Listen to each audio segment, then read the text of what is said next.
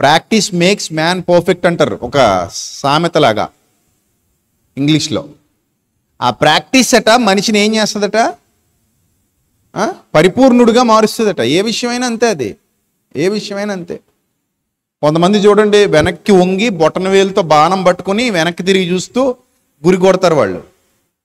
అసలు కాలు లేపి బాణం పట్టుకోవడమే బొటన వేలుతో పెద్ద గగనం. అలాంటిది వంగి మరీ ఆ బాణం చేత్తో పట్టుకుని వెనక్కి తిరిగి చూస్తూ ఇలా వంగి కాలు వెనక్కి పెట్టి బొటన వేలుతో బాణం లాగి వదిలి గురి కొట్టడం అంటే అది ఎంత ప్రాక్టీస్ ఉంటే అవుతుంది? అది చాలా ప్రాక్టీస్ ఉండాలి కదా. ఒక ఆయన ఎక్కడో ఉండి బాస్కెట్లో వేస్తాడు, చాలా కష్టం.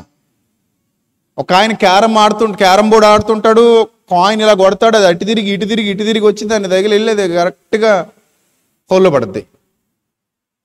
ఎంత ప్రాక్టీస్ ఉంటే అలాంటివి చేయగలరు అంటే చాలా రోజులుగా వాళ్ళు ఆ ప్రాక్టీస్ చేస్తున్నారు, చాలా రోజులుగా వాళ్ళు ఆడుతున్నారు, చాలా రోజులుగా వాళ్ళకి అది అనుభవంలోకి వచ్చింది.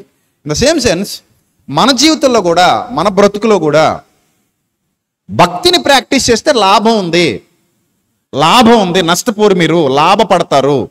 కాబట్టి భక్తి ప్రాక్టీస్ చేయండి, లాభం పొందుకుంటారు. దేవుని యొద్ద లాభం పొందుకుంటారు. భక్తి ప్రాక్టీస్ చేయండి.